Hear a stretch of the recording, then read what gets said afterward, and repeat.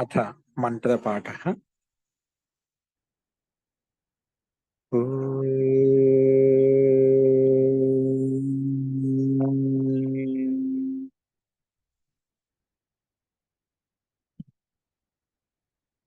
सहनाववतु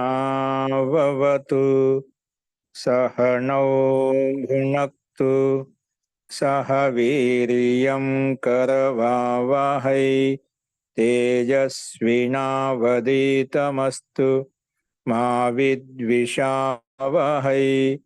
ओम शांति शांति शांति।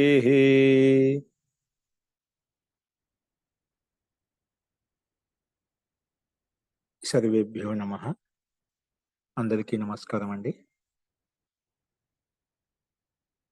మనము అష్టాధ్యాయ క్రమ పాఠంలో 5వ అధ్యాయంలో 1వ పాదం చూస్తున్నాము।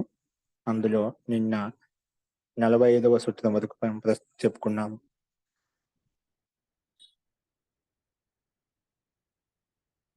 ఈరోజు 46వ సూత్రం నుంచి మనం ప్రస్తావించుకుందామండి। నేను చెప్పిన పాఠంలో ఎవరికైనా సందేహాలు ఉన్నాయా?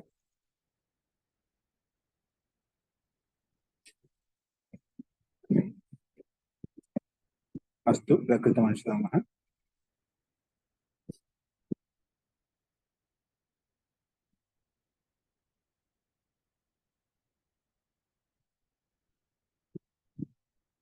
చూడండి, సూత్రం వచ్చేసి తదస్మిన్ వృద్ధ్యాయ లాభ శుల్క కోపదా దీయతే। వృద్ధ్యాయ లాభ శుల్కోపదా దీయతే। తదస్మిన్ వృద్ధ్యాయ లాభ శుల్కోపదా దీయతే। ఇది సూత్రం। మనకు సూత్రం వచ్చేసి ఈ రకంగా చూసాము। పద విభాగంలో తత్ అనే పదం వేరుగా చేయబడింది। తత్ ప్రథమ విభక్తి ఏకవచనం, అస్మిన్ సప్తమి విభక్తి ఏకవచనం, వృద్ధ్యాయ లాభ శుల్కోపదాహ ఇదంతా ఒక పదము, ప్రథమ విభక్తి బహువచనంలో ఉంది। దీయతే అనేది క్రియాపదం। ఈ రకంగా పద విభాగం చూసాం మనం। సమాసం వచ్చేసి వృద్ధ్యాయ లాభ శుల్కోపదాహలో ఏ పదాలు ఉన్నాయి విడగొట్టుకుంటున్నాం ఇక్కడ ఏంటివనేది। వృద్ధిశ్చ ఆయశ్చ లాభశ్చ శుల్కశ్చ ఉపదాచ మొత్తం కలిపితే మనకు వృద్ధ్యాయ లాభ శుల్కోపదాహ అలా వస్తుంది। ఇదేంటంటే ఇతరేతర యోగ ద్వంద్వ సమాసం। అస్తు అనువృత్తి వచ్చేసి తద్దితాహ న్యా ప్రాతిపదికాత్ ప్రత్యయ పరశ్చ ఇవన్నీ అనువృత్తి వస్తున్నాయి। అర్థః ప్రథమ సమర్థాత్ ప్రాతిపదికాత్ సప్తమ్యర్థే యథావిహితం ప్రత్యయో భవతి। ప్రథమ సమర్థవంతం సూత్రంలో తదని ప్రథమ సమర్థం తీసుకున్నాం కదా, అందుకే ప్రథమ సమర్థాత్ ప్రాతిపదికాత్ సప్తమ్యర్థే ప్రథమ సమర్థవంతమైన ప్రాతిపదిక ఏదైనా కావచ్చు, సప్తమి విభక్తి అర్థంలో సప్తమ్యర్థే యథావిహితం ప్రత్యయో భవతి, యథావిహిత ప్రత్యయం వస్తుంది। కానీ యథావిహితమైన ప్రత్యయం రావాలి అంటే అది ఏ కండిషన్ పెట్టేది ఇక్కడ? యత్తత్ ప్రథమా సమర్థం వృద్ధి ఆయః లాభః శుల్కః ఉపదా చేత్ తద్దీయతే। కానీ ప్రథమ సమర్థ ఏ అర్థాన్ని బోధించాలంటే వృద్ధి అర్థాన్ని గాని ఆయః అర్థాన్ని గాని లాభార్థాన్ని గాని శుల్క ఉపద చేత్ తద్దీయతే అలాంటి అర్థం ఉంటేనే ఈ సూత్రం ప్రకారంగా యథావిహితమైన ప్రత్యయం వస్తుంది అని చెప్పి ఇక్కడ ఈ రకంగా ఇవ్వబడుతుంది అనే అర్థంలో। అంటే ప్రథమ సమర్థ ప్రాతిపదికం చేత సప్తమ్యర్థంలో సప్తమి విభక్తి యొక్క అర్థంలో యథావిహితమైన ప్రత్యయం వస్తుంది। ఒకవేళ వృద్ధి ఆయ్ లాభ్ శుల్క్ తథా అలాగే ఉపద అంటే ఇవన్నీ దీయతే అంటే ఇవ్వబడుతుంది ఇలాంటి అర్థంలో క్రియాకే కర్మవాచ్యం అంటే క్రియ యొక్క కర్మవాచ్యంలో ఇవన్నీ వస్తాయన్నమాట। అంటే జో ద్రవ్య బ్యాజ్ కే రూప్ మే దియా జాతా హై, జో ద్రవ్య ఏ ధనమైతే ఏ ద్రవ్యమైతే వడ్డీ రూపంలో ఇస్తామో వహు వృద్ధి కహాతా హై। అంటే బ్యాజ్కి వృద్ధి అవుతుందని ఇస్తాం కదా మనం, దానికి రెట్టింపు అవుతుందని ఇస్తాం అనమాట, అందుకని వృద్ధి అంటామట। ఏదైనా ధనము బ్యాజ్ వడ్డీ రూపంలో ఇస్తామో దాన్ని వృద్ధి అంటామాట. అలాగే జో జమీందార్ కా భాగ్ హోతా హై వహ్ ఆయ్ హై అంటే జో జమీందార్ భూమిదారుని యొక్క భాగం ఏదైతే ఉందో దాన్ని ఆయం అంటామంట. ఆయ అంటే ఆ జమీందారుని యొక్క భూభాగం ఏదైతే ఉందని ఆయ శబ్దంతో ప్రస్తావించబడింది. అలాగే దుకాందారం ఆది మే మూల్ ద్రవ్య के अतिरिक्त जिस द्रव्य की प्राप्ति होती है దుకాందారం ఆది అంటే వ్యాపారస్తులు దుకాన్ పెట్టుకున్నటువంటి వాళ్ళు ఎవరైతే ఉన్నారో అంటే మూల ద్రవ్యం యొక్క అంటే మూల ద్రవ్యం ఎంతైతే ఉందో ఆ ద్రవ్యం కంటే అతిరిక్త ఆదాయం ఏదైతే ఉంటుందో ఎక్కువగాన అతిరిక్తమండి మూల ద్రవ్యకే అతిరిక్త జిస్ ద్రవ్యకి ప్రాప్తి హోతే ఎక్కువ ద్రవ్యానికి ప్రాప్తి ఏదో కలుగుతుందో దాన్ని ఇక్కడ లాభం కింద చెప్పుకున్నామట.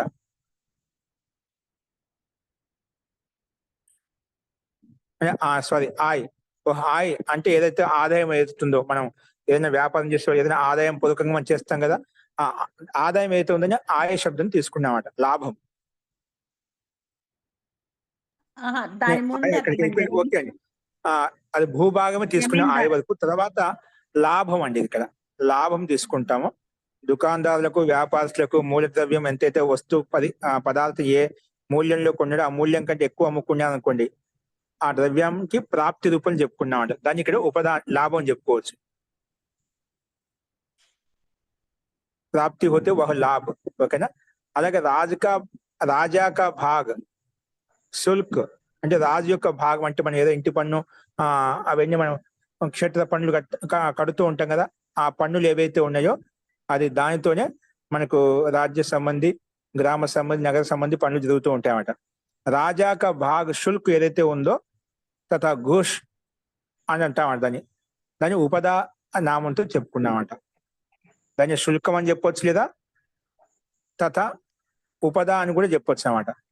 సో రెండు పదాలు ఇక్కడ ఒకే సందర్భాలు చెప్పబడ్డామట. ఈ రకంగా ఇస్తామని అంటే విశేష నిమిత్తార్థంలో ఎప్పుడైతే ఇవ్వబడుతుందో దాని ఇలాంటి అర్థం ఉంటే ప్రథమ సమర్థం అనేది అప్పుడు మాత్రమే యథావిహితమైన ప్రత్యయం వస్తుందని చెప్పి మనకు ప్రకృతి సూత్రం చెప్పింది. ఆచార్య గూస్ అంటే అర్థం ఏంటండి? గూస్ అంటే లంచం. గూస్ అంటే లంచం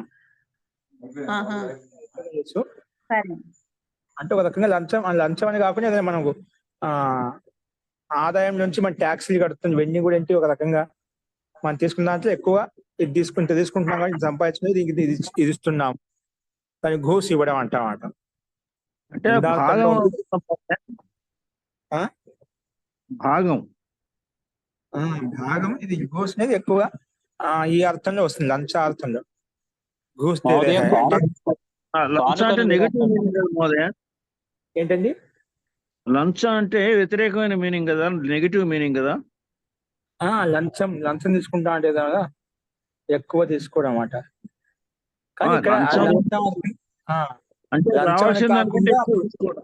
ఎక్కువ తీసుకోవడం అన్నమాట. ఒక్కోసారి ఇప్పుడు ట్యాక్సీలు అని అంటే ఒక నియమిత రూపంలో ఉంటాయి అనుకోండి ఏదైనా కానీ మనకు పైన ఇస్తున్నాం కదా ఆదాయం ఇస్తున్నాం కదా. కానుకని కూడా అంటారు మహోదయ. కానుకని కూడా ఉంది ఇందులో తెలుగు పుస్తకంలో. టిప్స్ అనొచ్చండి. గిఫ్ట్ అని అన్నాను.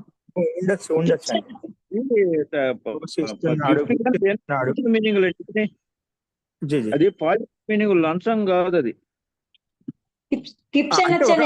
ఒక అర్థం ఉంది కానీ ఈ సందర్భంలో వీళ్ళు చెప్పిన ప్రకారంగా లంచం అనే అర్థం రాకూడదు.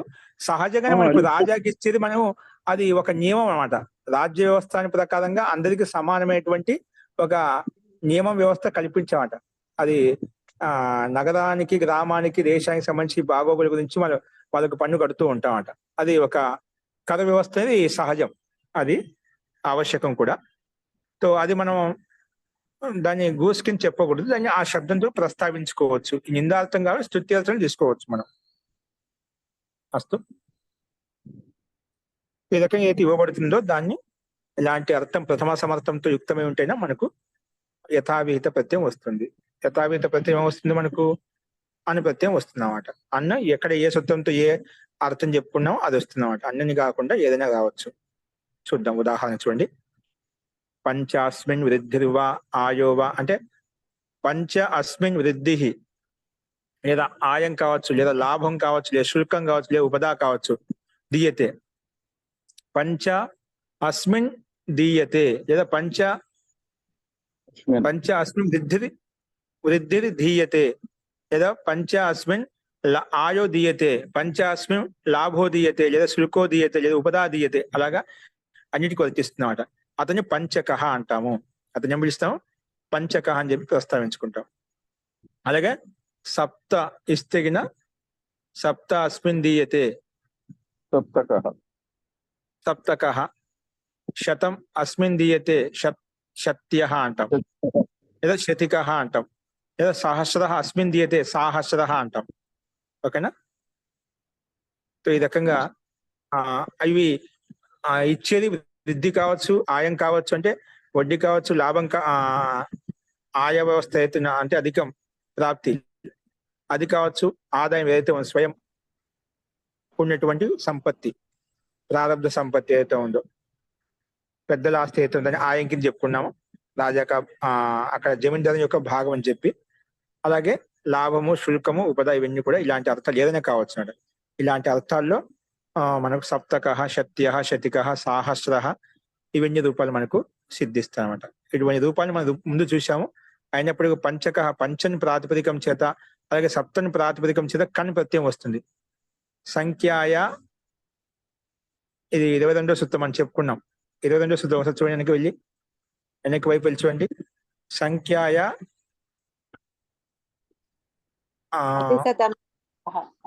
సంఖ్యాయాః అతిశదంతాయాః కన్, సంఖ్యావాచక ప్రాతిపదికం కదా, కాబట్టి సంఖ్యాయాః అతిశదంతాయాః కన్ అనే సూత్రం ప్రకారంగా పంచన్ సప్తని ప్రాతిపదికం చేత కన్ ప్రత్యయం వస్తుందన్నమాట.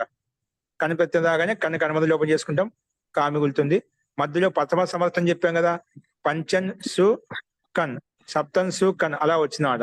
దానికి ఎస్సీ ఎదుచులు సుపో ధాతు ప్రాతిపదికయో ప్రకారం సుప్లుక్ చేస్తాము, మధ్యలో విభక్తి లోపిస్తుందన్నమాట. అందుకే ఇక్కడ పంచంలో ఉండేటువంటి నకారము, సప్తంలో ఉండే నకారము అది నలోపహ ప్రాతిపదికాంతస్య ప్రకారం లోపిస్తుందన్నమాట. ఇప్పుడు పంచ ప్లస్ క పంచక అయిపోయిందన్నమాట. తర్వాత సు తెచ్చుకొని ఋత్వ విసర్గం చేసుకుంటే పంచకః సప్తకః అనే రూపాలు మనకు సిద్ధిస్తాయి అన్నమాట.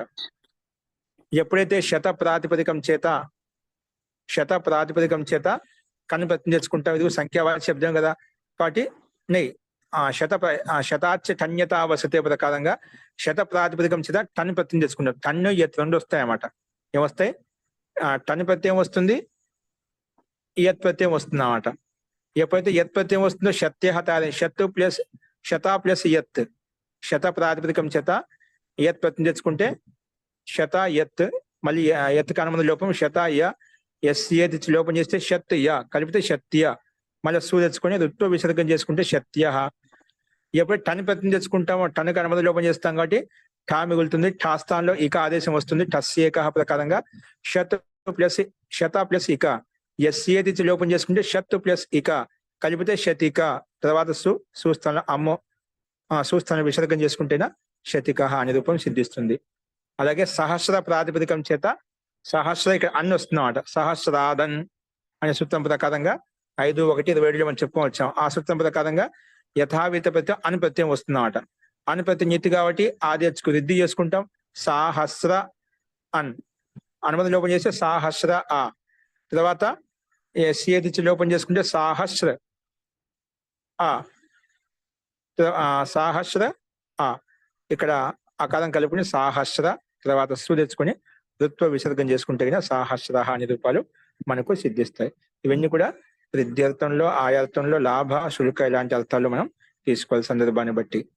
ఓకేనా? సో ఈ రకంగా మనం రూపాలు చూసాం. నెక్స్ట్ చూడండి, ఈ యహాస సంపూర్ణ సూత్రికి అనువృత్తి 48వ సూత్రం వరకు వస్తుంది. అంటే 2 సూత్రాలు వస్తుందండి పైన. తదస్మిన్ వృద్ధ్యాయ లాభ శుల్కోపదాదీయతే అనే సూత్రము చూడండి.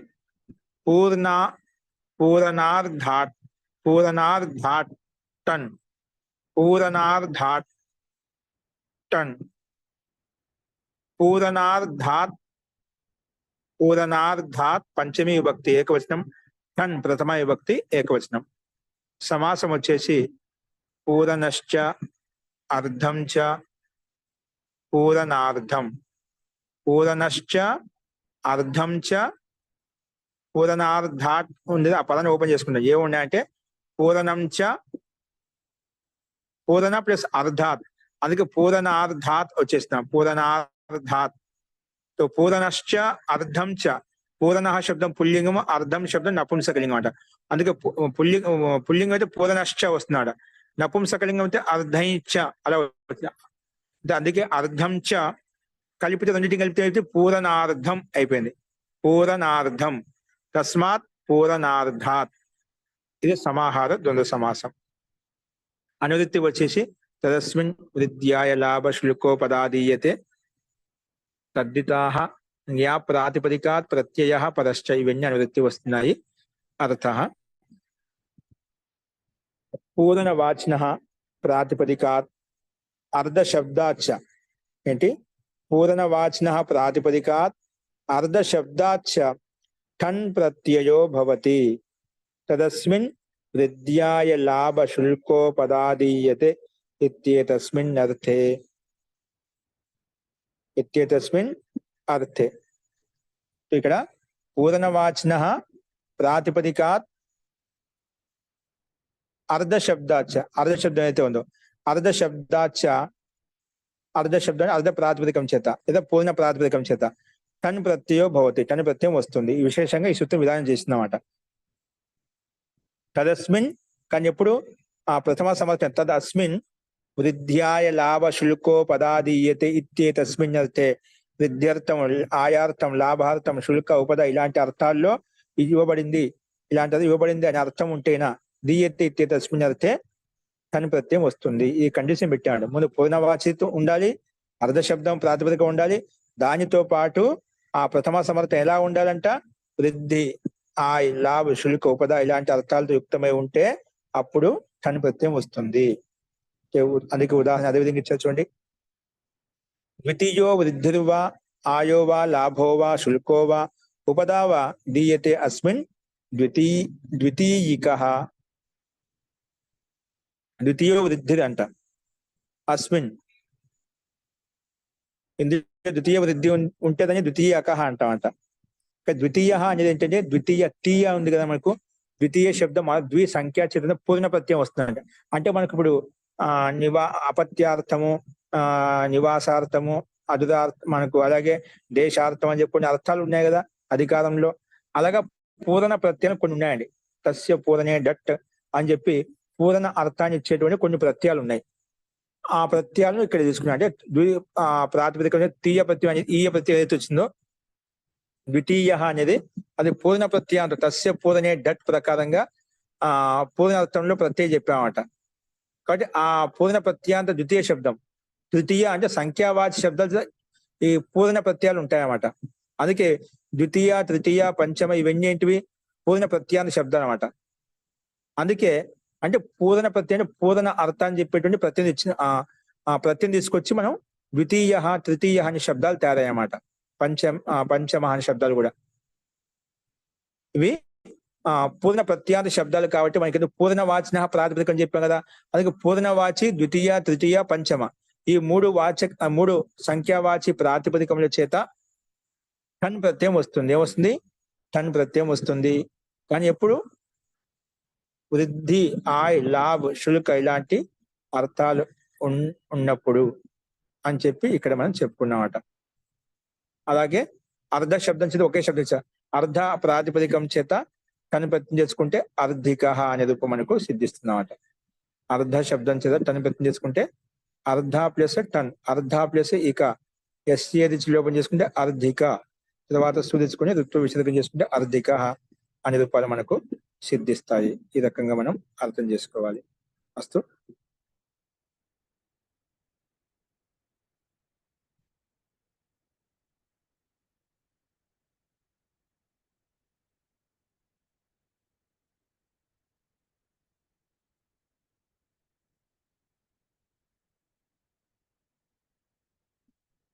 అన్నిట్లో మనకు ద్వితీయ ప్రాతిపదికం చేత టన్ ప్రతి తీసుకుంటే టన్ స్థానంలో ఇక ఆదేశం వస్తుంది. అనుబంధ లోపం చేసుకుంటే తస్యేక ప్రకారం ఇక ద్వితీయ ప్లస్ ఇక, ఇక్కడ ఎస్ఏది లోపం చేసుకుంటాం. ద్వితీయ ప్లస్ ఇక కలిపితే ద్వితీయిక. అలాగే అన్నిటిలో తృతీయిక. పంచమ శబ్దం చేత ఇక తెచ్చుకుంటే మకారంలో ఉండే అకారం లోపం చేసుకుంటాం. ఎస్ఏది లోపం. పంచమిక, అలాగే సప్తమిక. పంచమ సప్తమ శబ్దం అన్నమాట. ఆ మట్ అనేది మా అనేది పూర్ణ ప్రత్యాంతం. కాబట్టి పంచమిక సప్తమిక అనే రూపాలు సిద్ధిస్తాయి. తర్వాత అన్నింటిలో సు తెచ్చుకొని దుత్తు విసర్గం చేసుకుంటున్నా పంచమిక అనే రూపం మనకు సిద్ధిస్తుంది అన్నమాట. అది ఇక్కడ అర్థం చేసుకోవాలి. అలాగే అర్ధ ప్రాతిపదికం చేత టన్ తెచ్చుకుంటే అర్ధిక అనే రూపం కూడా మనకు సిద్ధిస్తుంది. అస్తు. ఆచార్య పూర్ణ వాచిన అంటే ఒకసారి చెప్పరా, నేను సరిగా వినలేదు. తస్య పూర్ణే డట్ మనకు రెండో పాదంలో వస్తుంది ఈ అధ్యాయంలోనే. పూర్ణ ప్రత్యాంతాలు ఉన్నాయండి. ఏంటివి? ఇప్పుడు అపత్యార్థుని ప్రత్యయాలు వస్తాయని చెప్తాను కదా, అలా పూర్ణ తస్య పూర్ణే డట్ అనే సూత్రం ప్రకారంగా ఇక్కడ అధికారం ఉన్నాడు. తస్య పూర్ణే డట్ ఇస్ కింద భాషనిచ్చాడు. ఈ శృతికి అధికారమే జో పూర్ణ అర్థమే ప్రత్యేక హే అంటే పూర్ణ అర్థాన్ని చెప్పేటువంటి ఒక పేరు అనమాట. అపత్యార్థంలో మనకు అనుప్రత్యయం వస్తుంది, టన్ ప్రత్యయం వస్తుంది, ఈ విధంగా చెప్పుకుంటూ వచ్చామో, అలాగే క్రీతార్థంలో ఏమైనా ప్రత్యయాలు వస్తాయని చెప్పుకున్నామో, అలాగే ఇక్కడ కూడా పూర్ణ అర్థంలో ప్రత్యయాలు వస్తాయి. ఏంటి? పూర్ణ అధికారంలో కొన్ని ప్రత్యయాలు ఉన్నాయి. అలా కొన్ని ఒక 20-30 ఉన్నాయన్నమాట. వాటిని పూర్ణ ప్రత్యాంతాలు అంటమాట. అవి అధికారం కలిసి తస్య పూర్ణే డట్ 5వ అధ్యాయంలో 2వ పాదంలో 48వ సూత్రం యొక్క నుంచి స్టార్ట్ అవుతాయి అన్నమాట.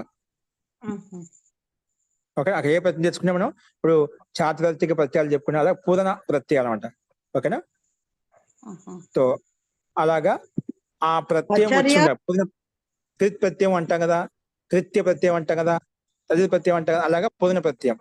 ఆ ప్రత్యయంతో యుక్తమైన పదం ఉంటే అటువంటి పూర్ణ ప్రత్యాంతం ప్రాతిపదికం చేత మనకు టన్ ప్రత్యయం వస్తుంది. పూర్ణవాచి ప్రాతిపదికం అంటే పూర్ణవాచి అంటే పూర్ణ అర్థం ఇచ్చే ప్రాతిపదికం చేత అని అర్థం. రాజ్యలక్ష్మి గారు. ఆచార్య పూర్ణ అంటే ద్వితీయ తృతీయ ఇవన్నీ పూర్ణ ప్రత్యాంతం.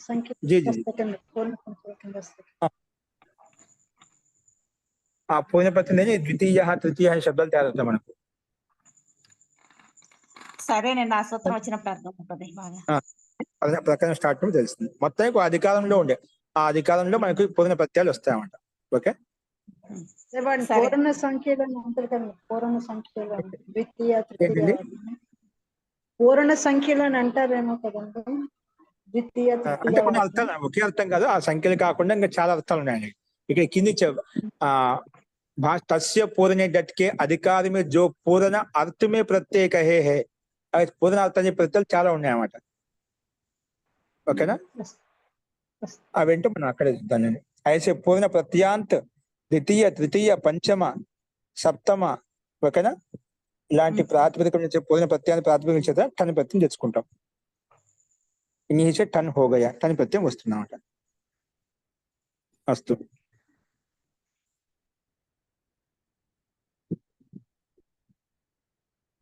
తదుపు సిద్ధి సామాన్యంగానే ఉంది మనకు. నెక్స్ట్ చూడండి, టన్ ప్రత్యయానికి అనువదిత్తి వస్తుంది కింది వరకు. భాగాద్ యచ్చ ఏంటి? భాగాద్ యచ్చ. భాగాత్ పంచమీ విభక్తి ఏకవచనం, యత్ ప్రథమ విభక్తి ఏకవచనం. సో 2 పదాలు ఉన్నాయి ఇక్కడ, భాగాత్ ప్లస్ యచ్చ.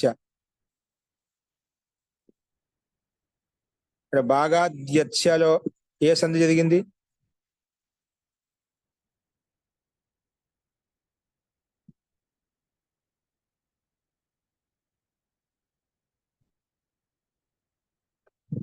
జలాం జశోంతే.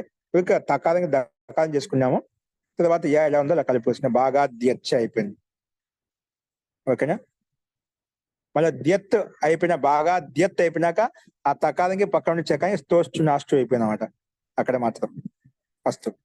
అనువృత్తి వచ్చేసి చూడండి, టన్ తదస్మిన్ హృద్యాయ లాభ శుల్కో పదాదీయతే. ఇదంతా సంపూర్ణ సూత్రానికి అనువృత్తి వస్తుంది. తద్దితాహ. అలాగే జ్ఞా ప్రాతిపదికాత్ ప్రత్యయ పదశ్చ. ఇవన్నీ అనువృత్తి వస్తున్నాయి. అర్థః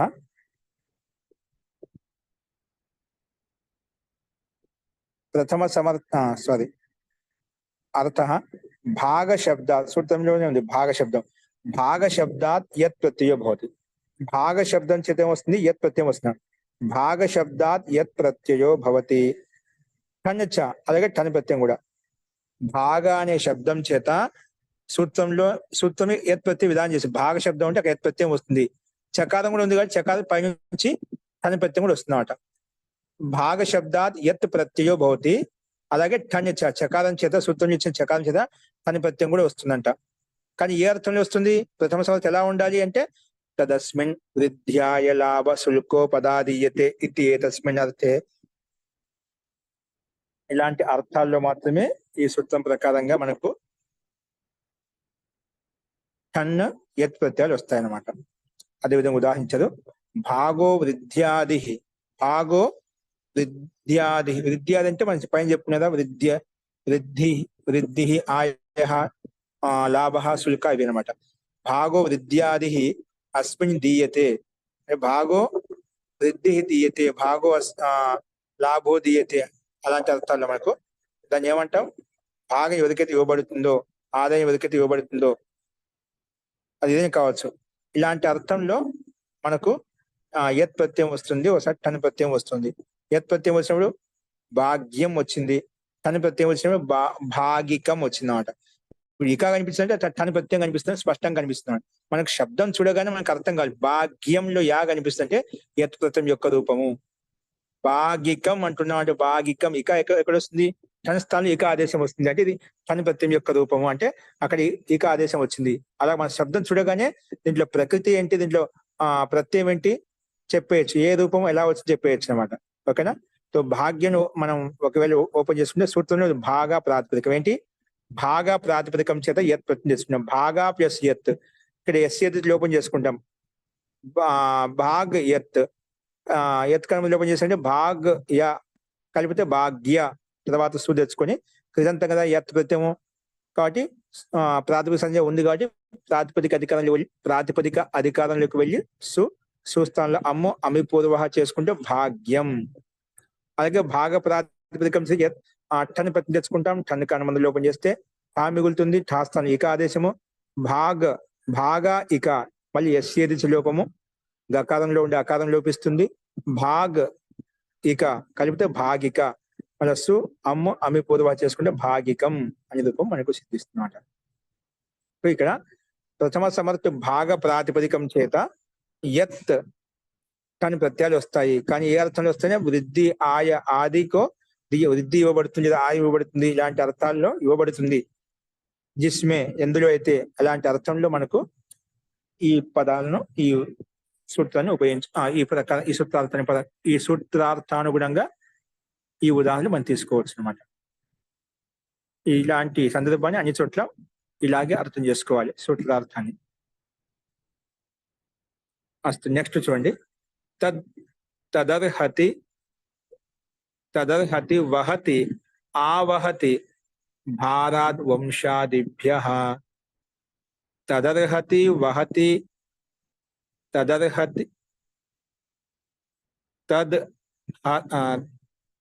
తద్ధరతి.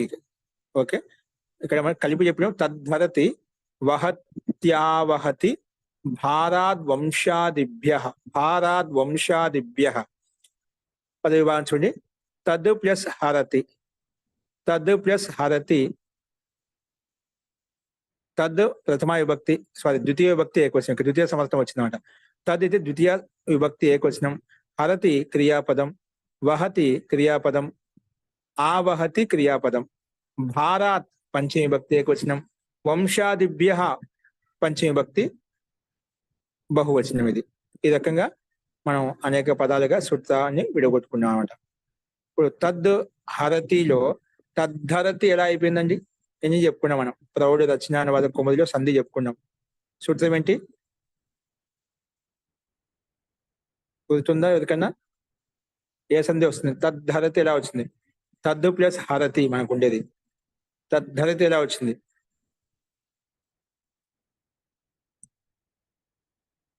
జయో హోన్యతరస్యాం. ఓకేనా?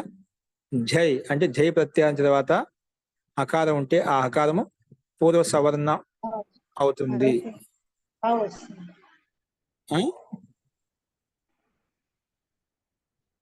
పూర్వ సమాసం అంటే అది కూడా దకారంగా మారిపోతున్నాడు. అంటే అకారైన చతుర్థ ప్రకారంగా చతుర్థాక్షరం వస్తుంది. హకారానికి ధకారం వచ్చేస్తున్నమాట. ఆ హకారానికి ధకారం వస్తుంది. ఓకేనా? జై వర్ణం తర్వాత హకారానికి ధకారం వస్తుందన్నమాట. ఓకేనా? చతుర్థ వర్ణం వస్తుంది. ఇంకా తద్ధరతి అయిపోయింది. జయో హోన్యత దృశ్యం అది గుర్తుపెట్టుకోండి. ఈ పదం ఈ సూత్రం ఎక్కువగా వస్తుంటుంది. సమాసం వచ్చేసి రీసెంట్ గా చెప్పారు జయ హోనియ తరస్యామని మీరు. జీ అదే నిన్నటి పాఠం చెప్పుకున్నాము. చూడండి, సమాసం వచ్చేసి వంశాదిభ్యను ఓపెన్ చేసుకుని చెప్పుకుంటున్నామాట. వంశాదిభ్య పదం ఉంది కదా మనకు, సమస్త పదం. వంశ ఆది ఏషాం తే వంశాదయ తేభ్య వంశాదిభ్య, ఇది బహువ్రీహి సమాసం అనమాట. అనువృత్తి వచ్చేసి తద్దితాః జ్ఞాప్రాతిపదికాత్ ప్రత్యయః పరశ్చ, ఇవన్నీ అనువృత్తి వస్తున్నాయి. అర్థః వంశాదిభ్యో పరో యో భార శబ్దః. వంశాదిభ్యో అంటే వంశాదిగణంలో ఉండే శబ్దాల పక్కన పరః అంటే తర్వాత, వంశాదిభ్యో పరః యో భార శబ్ద. వంశాదిగణంలో ఉన్నటువంటి శబ్దాలు ఏవైతే ఉన్నాయో ఆ శబ్దాల తర్వాత భారత శబ్దం ఉంటే గిన వంశాదిభ్య పరో యో భారత శబ్ద. భారత శబ్దం కొంచెం సూత్రంలో వచ్చిందండి భారత శబ్దం అనేది. ఓకేనా? ఆ భారత శబ్ద తదంతా అది భారత శబ్దం అంతిమంలో ఉండే అటువంటి భారత శబ్దం అంతిమంలో ఉన్నటువంటి ప్రాతిపదికం తీసుకోవాలి. ఎటువంటి ప్రాతిపదిక కూడా? ద్వితీయ సమర్థవంతమైన ప్రాతిపదికం. భారాంత ప్రాతిపదికము ఎలా ఉండాలంటే ద్వితీయ సమర్థవంతమైనటువంటి ప్రాతిపదిక తీసుకోవాలి. భార శబ్దాంతాత్ ద్వితీయ సమర్థాత్ ప్రాతిపదికాత్ అంటే ద్వితీయ సమర్థవంతమైనటువంటి భార శబ్దాంత ప్రాతిపదికం చేత, ద్వితీయ సమర్థవంతమైనటువంటి భార శబ్దాంత అంటే భారాంత శబ్దాంత అంటే భారం అంతిమంలో శబ్దం అనమాట. భార శబ్దాంత ప్రాతిపదికం చేత హరతి అనే అర్థంలో, వహతి అనే అర్థంలో, హరతి అంటే హరిస్తున్నాడు, తీసుకెళ్తున్నాడు, గ్రహిస్తున్నాడు, ఇలాంటి అర్థాలు వస్తాయి. వహతి మోస్తున్నాడు, ఆవహతికి అర్థం అలా మారుతుంది. ఇలాంటి ఇత్యేతేషు అర్థేషు ఈ 3 క్రియాపదాలు వచ్చాయన్నమాట. హరతి, వహతి, ఆవహతి. ఇత్యేతేషు అర్థేషు, ఇతి ప్లస్ ఏతేషు ఏనాదేశం ఉంది ఇక్కడ. ఇత్యేతేషు అర్థేషు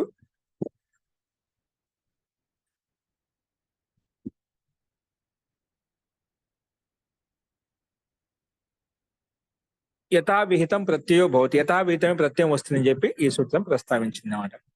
ఉదాహరణకి వంశభారం హరతి యదా వంశభారం వహతి యదా వంశభారం ఆవహతి. ఇక్కడ హరతి, వహతి, ఆవహతి 3 ఒకే చోట ఇచ్చిందన్నమాట. వా అంటే లేదా అని అర్థం, ఏదో ఒకటి తీసుకోవాలి మనం. వంశభారం హరతి లేదా వంశభారం ఆవహతి, వంశభారం ఆవహతి లేదా వహతి. అస్తు. తో అతన్ని ఏమంటాం? వాంశభారిక అని పిలుస్తామట. వంశభారాన్ని మోసేవని వాంశభారిక అంటాం. అంటే హరతి అంటే ఇక్కడ గ్రహిస్తున్నాడు, మోస్తున్నాడు అలాంటి అర్థాలు తీసుకుంటామట. వహతి అనే అర్థం మోసే అర్థంలో ఉంది. ఆవహతి కూడా అర్థం తీసుకుంటామట. సంపూర్ణంగా గ్రహిస్తున్నాడు, మోస్తున్నాడు, భారం మోస్తున్నామట. అటువంటి వ్యక్తిని వాంశభారిక, వంశభారాన్ని మోసేవని వాంశభారిక అలా అర్థం తీసుకోవచ్చు. అలాగే కౌటజ భారిక, అలాగే భాల్వజ భారిక. కౌటజ భారిక, బాల్వజ భారిక. ఇక్కడ వంశభార శబ్దం అండి. ఎందుకు? భారాంత శబ్దం కదా. వంశ పూర్వపదం, భార ఉత్తర పదం. అంటే భార శబ్దం అంతిమ ఉంది కదా, అందుకే వంశ భారాంత ప్రాతిపదికం తీసుకుంటాం. వంశ భార ప్రాతిపదికం కాబట్టి ఇది ద్వితీయ సమర్థవంతమైనటువంటి ప్రాతిపదికం తెచ్చుకుంటేనే ఇక్కడ వంశభార ప్రాతిపదికం చేత ద్వితీయ విభక్తి ఏకవచనంలో వంశభారం వహతి ఇది వాంశభారిక, వంశభారం హరతి ఇది వాంశభారిక అని చెప్పుకుంటాం. అలా వంశభారం వహతి, వంశభారం ఆవహతి. ద్వితీయ విభక్తి విగ్రహవాక్యం ఉంది కదా, అందుకే వంశభారం అమ్ము ద్వితీయ సమర్థం ప్రాతిపదికం చేత మనం మన ప్రకృతి సూత్రం ప్రకారంగా ఏం తెచ్చుకుంటాం? యథావిహిత ప్రత్యయం తెచ్చుకుంటాం, అంటే టన్ ప్రత్యయం తెచ్చుకుంటాం. మహోదయ ఆవహతి ఇత్యుక్తే మహోదయ ఆవహతి ఆవతి మోసే అర్థంలో ఉందండి, మోసే అర్థంలో కూడా అంటే వహతి రెండు ఒకటే అర్థం. ఒకే అర్థం కాదు. అక్కడ సంపూర్ణంగా అనే అర్థం తీసుకున్నా. ఆ అనే ఉపసర్గం వచ్చింది కదా, కొంచెం అర్థం మారుతుంది. ఉపసర్గం కాదు, కొంచెం అర్థం మార్పు వస్తుంది అన్నమాట. అదే అర్థం పుష్టి చేయడం కోసం వస్తుంది. కాబట్టి వంశభారిక వాంశభారిక అని చెప్పి పిలుచుకుంటామట. సో వంశభార ప్రాతిపదికం చేత టన్ ప్రతి తెచ్చుకున్నాం. టన్ స్థానంలో ఏకాదేశం వచ్చింది. ఎస్సీ తెచ్చి లోపం చేసుకుంటాం. భారలో ఉండేది అకారం నుండి అకారం లోపిస్తుంది. భార ప్లస్ ఇక కలిపితే భారిక, అందుకే ఆ తెచ్చుకుంటే వృద్ధి చేసుకుంటాడ. వాంశభారిక తర్వాత సు తెచ్చుకొని ఋతు విసర్గం చేసుకుంటే గిన వాంశభారిక. అలాగే కుటజ భార, ఇక్కడ భార శబ్దం. కుటజ పూర్వ పదము, భార ఉత్తర పదం. మరి భారాంత ప్రాతిపదికం చేత కుటజ భారం వహతి లేదా కుటజ భారం ఆవహతి ఇలాంటి అర్థంలో ద్వితీయ విభక్తితో విగ్రహవాక్యం ఉంది కాబట్టి ఇక్కడ కూడా కుటజ భారం అమ్మ, కుటజ భార అమ్మ. ఈ ద్వితీయ సమర్థవంతమైన ప్రాతిపదికం చేత మనం టన్ ప్రత్యయం తెచ్చుకుంటాము. టన్ ప్రత్యయం రాగానే ఇక్కడ టన్ ప్రత్యయం కాదు, టై ప్రత్యయం తెచ్చుకోవాలి మనం. ఓకేనా? టై ప్రత్యయం తెచ్చుకున్నప్పుడే ప్రాగ్వత ఎష్టై, అప్పుడు ఈ వృద్ధి అవుతుంది. టన్ ప్రత్యయం తెచ్చుకుంటే వృద్ధి కాదు. ఓకేనా? టై ప్రత్యయం తెచ్చుకుంటాం. టై ప్రత్యయం లాగా మొదలు లోపల చేసి టా మిగులుతుంది. తర్వాత ఆ తెచ్చుకు వృద్ధి చేసుకుంటే కూటజ అనేది కౌటజగా మారిపోతుంది. కౌటజ భార. ఠాస్థానం ఇక ఆదేశం వచ్చింది టస్ ఏకహ ప్రకారంగా. అందుకే ఇక రాగానే ఎస్సీ లోపం చేసుకుంటాం. భారాలో ఉండే రకారంలో అకారం లోపిస్తుంది. ఎస్సీ ఇచ్చే ప్రకారంగా. అందుకే కౌటజ భార ఇక, కౌటజ భారిక. తర్వాత సుస్థానంలో ఋతు విసర్గం చేసుకుంటే భారిక అని వచ్చింది. అలాగే బల్వజ భార ప్రాతిపదికం చేత కూడా ఎస్సీ అదే విధంగా టై ప్రత్యయం టై స్థానంలో ఆదేశకు టై రాగానే ఆదేశకు వృద్ధి చేసుకుంటే బాల్వజ భార. ఇకాదేశము ఎస్సీ లోపము బాల్వజ భారిక. తర్వాత ఋతు విసర్గం చేసుకుంటేనా బాల్వజ బారిక అనే రూపాలు మనకు సిద్ధిస్తాయి అనమాట. ఈ రకంగా మనం అర్థం చేసుకోవాలి. యథావిధికి ఏం చేసి టక్ ప్రత్యయ వంశభార ఆది शब्दों से हो जाता है. ये ठक प्रत्यय కూడా టై ప్రత్యయం కూడా టక్ ప్రత్యయం వస్తుందంట.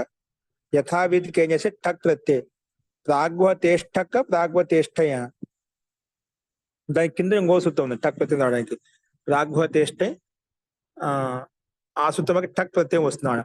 టక్ ప్రత్యయం ఉన్నప్పుడు తదితే స్వచామాదే ఈ ప్రకారం కాకుండా కితిచ అనే సూత్రం ప్రకారంగా ఆది వచ్చుకుని ఇది చేసుకుంటామండి. ఓకే, కింద ఇచ్చేది మనకు టక్ ప్రత్యయ వంశభార ఆది శబ్దాలు ఏవైతే ఉన్నాయో కుటజ భార బల్వజ భార ప్రాతిపదికం చేత టక్ ప్రత్యయం వచ్చింది కాబట్టి టక్కులో కకారం కకారం ఇత్ సంధ్య చేయబడింది అనమాట. ఇత్ చేయబడింది కాబట్టి అనుబంధం లోపం చేస్తే మనకు కకార ఇత్ అయింది కాబట్టి మనకు కితిచ అనే సూత్రం ప్రకారం వృద్ధి చేసుకుంటే కుటజ అనేది కౌటజగా, వంశ అనేది వాంశ, అలాగే బల్వజ అనేది బాల్వజగా మనకు రూపం ఇవ్వబడింది అనమాట. అది ఇక్కడ ఈ రకంగా మనం అర్థం చేసుకోవాలి. అస్తు, ఇవి అలాగే ఇవ్వబడ్డాయి. నెక్స్ట్ చూడండి. వస్న ద్రవ్యాభ్యాం టన్ కణౌ. టన్ కణౌ, టన్ కణౌ. వస్న ద్రవ్యాభ్యాం టన్ కణౌ. ఇక్కడ వస్న ద్రవ్య రెండు ప్రాతిపదికాలు ఉన్నాయి కదా, రెండు ప్రత్యయాలు కూడా ఇచ్చారు ఇక్కడ. అస్తు, వస్న ద్రవ్యాభ్యాం పంచమి విభక్తి ద్వివచనం. టన్ కణౌ ప్రథమ విభక్తి ద్వివచనం. ఉభయత్ర ఇతరేతర యోగ ద్వంద్వ సమాస. అంటే వష్ణశ్చ ద్రవ్యశ్చ వష్ణ ద్రవ్యో తాభ్యాం వష్ణ ద్రవ్యాభ్యాం టంచ కంచ టన్ కణౌ. ఓకేనా? ఇది రెండు కలిసి ద్వంద్వ సమాసాలు అనమాట. అస్తు, అనువృత్తి వచ్చేసి తద్ధరతి వహతి వహత్యావహతి. ఇది మొత్తం సంపూర్ణ పదానికి అనువృత్తి వచ్చింది. తద్దితాహ జ్ఞా ప్రాతిపదికాత్ ప్రత్యయ పరశ్చ. ఇవన్నీ అనువృత్తి వస్తున్నాయి పైనుంచి, పై సూత్రం నుంచి. ఈ అనువృత్తిలో ఉండేటువంటి పదాలను సూత్రంలో ఉండే పదాలను తీసుకుని సూత్రాలను చెప్పాలి మనం. అర్థ ద్వితీయ సమర్థాభ్యాం వష్ణ ద్రవ్య శబ్దాభ్యాం. ఈ వష్ణ అనే ప్రాతిపదికం ద్రవ్య ప్రాతిపదికం ఎలా ఉండాలి? ద్వితీయ సమర్థవంతమైన ప్రాతిపదికంతో యుక్తమే ఉండాలన్నమాట. అంటే ఖచ్చితంగా ద్వితీయ భక్తి తెచ్చుకోవాలన్నమాట. వష్ణ ప్రాతిపదికం చేత, ద్రవ్య ప్రాతిపదికం చేత. ఓకేనా? సో అందుకే ద్వితీయ సమర్థాభ్యాం వష్ణ ద్రవ్య శబ్దాభ్యాం హరతి వహతి ఆవహతి ఇత్యేతేషు అర్థేషు యథాసంఖ్యం టన్ కన్ ఇత్యేతౌ ప్రత్యయౌ భవతః. కాబట్టి 2 ప్రత్యయాలు ఉన్నాయి కాబట్టి ఇత్యేతౌ ప్రత్యయౌ భవతః అని చెప్పి మనం ఇక్కడ ప్రస్తావించుకున్నామట. సో యథాసంఖ్య వస్తాయంట, అంటే ఇక్కడ మనకు వస్న ప్రాతిపదికం చేత వస్న అనే ద్వితీయ సమర్థం ప్రాతిపదికం చేత మనకు టన్ ప్రత్యయమే వస్తుందన్నమాట, కన్ ప్రత్యయం రాదు. అలాగే ద్వితీయ సమర్థం అంటే ద్రవ్య ప్రాతిపదికం చేత ఇక్కడ మనకు కన్ ప్రత్యయం తెచ్చుకోవాలి, టన్ ప్రత్యయం రాదనమాట. అంటే నిశ్చయంగా చెప్పడం క్రమంగా తీసుకోవాలి. వస్న ద్రవ్య శబ్దాభ్యాం హరతి అర్థంలో వహతి అర్థంలో ఆవహతి అర్థంలోనే యథాక్రమంగా మనకు టన్ కన్ ఈ 2 ప్రత్యయాలు వస్తాయి. సో అదే విధంగా ఉదాహరణలు ఇవ్వబడ్డాయి. వష్ణం, ఇక్కడ వష్ణం ద్వితీయ భక్తి ఏకవచనం విడగొట్టామంట. అందుకే వష్ణం హరతి, వష్ణాన్ని హరించేవాడిని లేదా వాహనం మోసేవాడిని లేదా ఆవహతి తీసుకొచ్చేవాడిని, ఇలాంటి అర్థాలు తీసుకోవచ్చు అంట. అతన్ని వష్ణిక అంటాం లేదా ద్రవ్యక అంటాం. అందుకే వష్ణం, వష్ణ అమ్ము టన్, టన్ కన్నా లోపం చేస్తాం. తర్వాత కృత్ తదిత సమాసాశ్చ ప్రాతిపదిక సంధ్య ఉంది కాబట్టి సుపో ధాతు ప్రాతిపదిక ప్రకారంగా మధ్యలో ఉండి అమ్ము విభక్తి లోపం చేస్తే వష్ణ టన్, టన్ కన్నా లోపం చేస్తే వష్ణ ట, టాకు స్థానంలో టస్యేక ప్రకారం ఇక ఆదేశం వష్ణ ఇక. తర్వాత ఎస్యేది లోపం వష్ణ ఇక కలిపితే వష్ణిక. తర్వాత సు తెచ్చుకుని ఋత్వ విసర్గం చేసుకుంటే వష్ణిక. అలా ద్రవ్య ప్రాతిపదికం చేత మనం కన్ను ప్రత్యయం చేసుకుంటాం. ఇక్కడ వష్ణ అమ్ము కన్ను ద్వితీయ సమర్థవంతమైన ప్రాతిపదికం తీసుకోలేం. ద్వితీయ సమర్థవంతమైన ద్రవ్య ప్రాతిపదికం తీసుకోవాలి కాబట్టి ద్రవ్య అమ్ము కన్, ద్రవ్య అమ్ము క. మళ్ళా ఇక్కడ కృత్ తదిత సమాసాశ్చ సుపోధాతు ప్రాతిపదిక ప్రకారం సుప్లుక్ చేసుకుంటే మనకు ద్రవ్య క ఎస్యది లోపం చేసుకుంటే ద్రవ్య క. ఇక్కడ ఎస్యది లోపం రాదు మనకు. ఎందుకు రాదు? కను ప్రత్యయం, కను లోపం కాని మిగిలిందన్నమాట. ఇది మనకు ఎస్యది లోపం రావాలంటే యచిభం అంటే భాసంజ కావాలి. భాసంజ రావాలంటే యకారాది అజాది ప్రత్యయ పదత పూర్వస్య భాసంజ భవతి. ఇక్కడ యకారాది అజాది ప్రత్యయాలు మనకి ఏం లేవు, అందుకే భాసంజ రాదు. భాసంజ లేకుంటేనా ఎస్యదిచ కూడా మనకు రాదు. అందుకే ద్రవ్య పూర్తి యకారంతో యుక్తమై ఉంది, పక్కన కను ప్రత్యేక కా ఉంది కాబట్టి కలుపుకుంటాం. ద్రవ్యక తర్వాత సు తెచ్చుకుని ఋత్వ విసర్గం చేసుకుంటే గిన ద్రవ్యక అనే రూపం మనకు సిద్ధిస్తున్నమాట. ఈ రకంగా మనం అర్థం చేసుకోవాలి. అస్తు.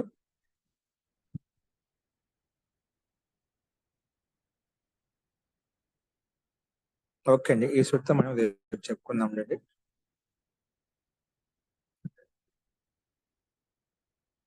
అస్తు, సందేహాలు ఉన్నాయా? అస్తు, శాంతి పాఠ.